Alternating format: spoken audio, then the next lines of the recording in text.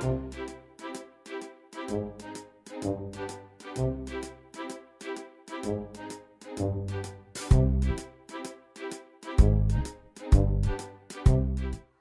started writing That's Why We Don't Eat Animals during a time when I was teaching art at an elementary school, and the kids were always so curious about why I was vegan, and I really realized then that there was no book out there written directly for kids that talked about the many reasons why people around the world choose to become vegetarian and vegan.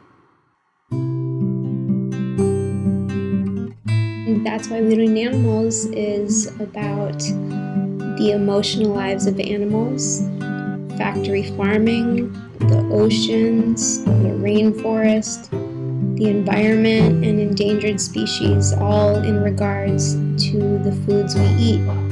And my hope was really to bridge the gap between the animals that children grow up learning to love and the animals that end up on plates.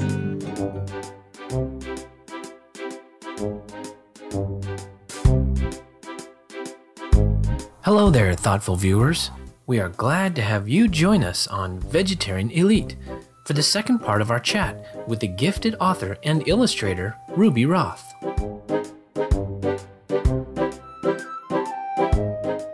In your YouTube video, you said, "My hope is to bridge the gap between the animals that the children grow up learning to love and the animals that end up on our plates." So far in your book tours, do you feel that you've accomplished this? Yeah, I actually get a lot of emails from parents telling me the story of how their child decided that they wanted to become vegan or vegetarian. And I've heard that story a couple times where you see that children are not realizing that those are animals on their plates. And I think when they do realize it, a lot of kids are repulsed by the idea that all these animals that they've grown up, in their books and in the Disney movies, that, all kids love animals.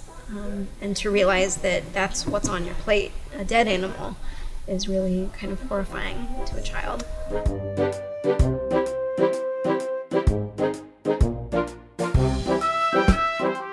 If we watch young children among animals, they have an innate sympathy and affinity with our fellow earthlings, be it animal companions, insects, or creatures never seen. We discover more and more that children are very perceptive to the suffering of animals. Children are naturally curious and inquisitive, often wanting to know where their food comes from. Should they discover that these adored animals they have grown up with in storybooks have died to become meat on their plates, logically and compassionately, children will develop a distaste.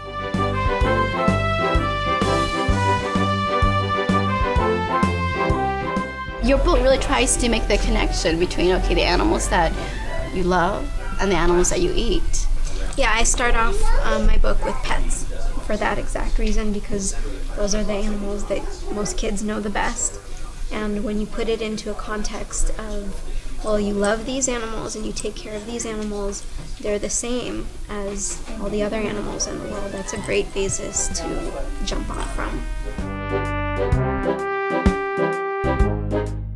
Ruby gives us a sneak peek inside her newly published, well-acclaimed, and much-beloved book, That's Why We Don't Eat Animals. That's Why We Don't Eat Animals, a book about vegans, vegetarians, and all living things. Written and illustrated by Ruby Roth. Pets. Pets are members of our family. They nuzzle us and we play together. We pet them and we both feel calm. Their love is so powerful that it can even help us heal.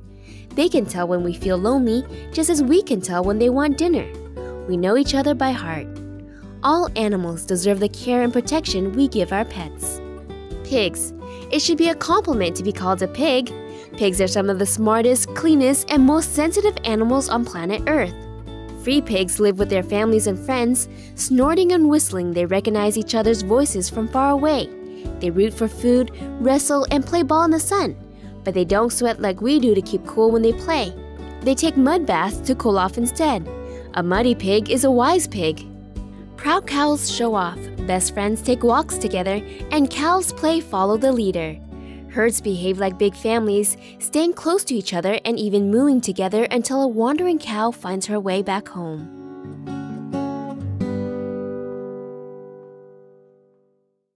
We're going to enjoy some yummy vegan cookies with our little friends at the Storyopolis bookstore.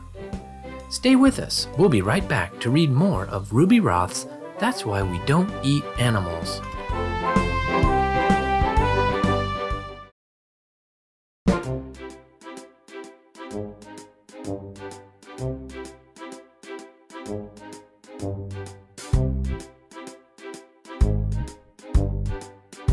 You're only 27 years old. That is so inspirational for anyone who's young. And they look at you and you've written a book, so they can really do anything that they want. I always tell them, you don't have to be big to write a book. I'm certainly not big. Perhaps not yet a household name, but with her big heart and huge artistic talent, Ruby Roth illustrates the truths about animals and the world around us. The ocean. Beyond our shores exists another world, an underwater kingdom ruled by ancient and majestic beings. Wise blue whales circle the depths of the Earth's oceans. Their gigantic hearts, each the size of a small car, boom as they glide through the waters. Giant turtles are the great protectors of the ocean's seagrass beds. They keep them healthy for all sea life. Dolphins are brilliant creatures, one of the smartest species on Earth. They speak to each other in a language of clicks and chatter. Although humans live on land, the foods we eat and waste we make affect the ocean and everything in it. Fish. Fish have extraordinary senses. They have quick instincts and delicate nerves. Their bodies can feel nearby fish, food, and objects without even touching them. Fish are a part of the ocean's ecosystem, a giant family of plants and animals. Each group needs the others to keep the whole family alive and healthy. The rainforest. Home to some of our world's most magnificent plants, animals, foods, and medicines. The rainforest is the most powerful and valuable natural resource on Earth. Endangered species. Today, ancient forests once lush and wild are slashed and burned down to make room for cattle farms. The fires create pollution and leave animals with no food or shelter. Plants, animals, foods, and medicines are wiped out forever. We must consider how the foods we eat affect the planet.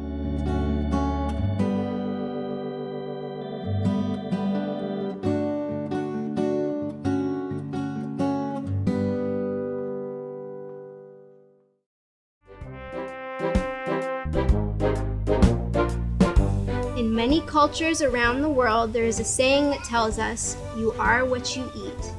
When we eat natural foods, we soak up the goodness of the sun, the earth, the roots, and the trees. We grow to be healthier and pay more attention to our choices.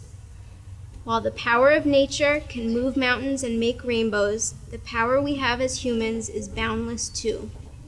Every day we have the freedom to change our lives. In fact, when we treat animals respectfully, we practice world peace. That's why we don't eat animals. Thank you guys for listening.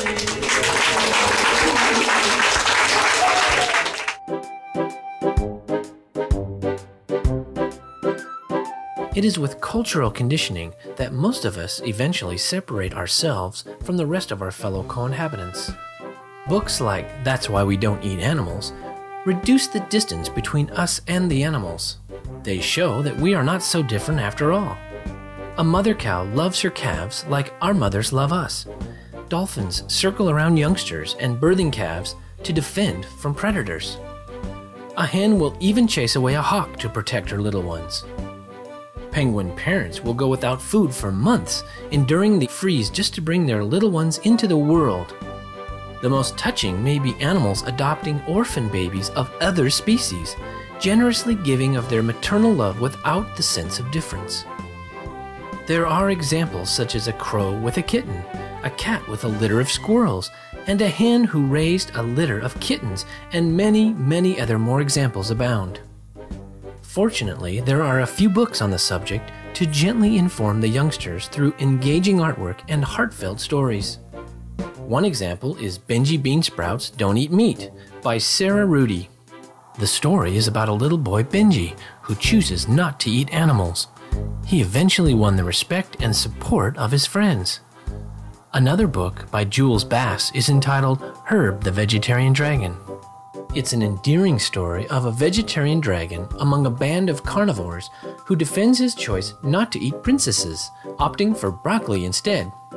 Or this liberating tale, 'Twas the Night Before Thanksgiving by Dave Pilkey, that tells of 8 children who saved 8 turkeys from the axe the night before Thanksgiving, so the families and the turkeys give thanks on this favorite American holiday.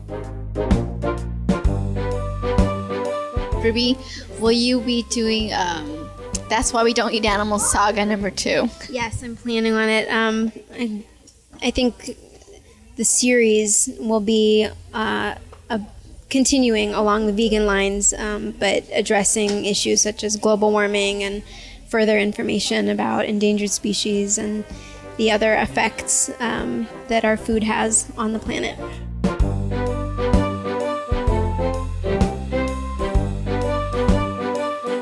We are excited about the possibilities of Ruby's next book in line after That's Why We Don't Eat Animals. We offer our warm applause and grateful thanks to the beautiful Miss Ruby Roth for being a pioneer in this noble campaign of illuminating children's literature. It is truly inspiring to see books devoted to the subject of respecting animals and our planet with refreshing candor and insight for the children. And now, please stay tuned with us for Between Master and Disciples here on Supreme Master Television. May your days be bright and wonder-filled with the boundless spirit of carefree youth. Children respond so greatly and with such excitement to their own empowerment. And when you give them tangible ideas about things that they can choose to do to be healthier or to help save the environment or to help save animals from unbearable conditions, they think about it and they really choose wisely. They choose with a knowing and an instinct unburdened by studies or authority figures or pyramid charts or statistics. They just feel it. You know, if only more adults could trust their instincts the way that children do. Thank you for the word, and thank you for the earth, and thank you for the fish and all the animals. Thank you.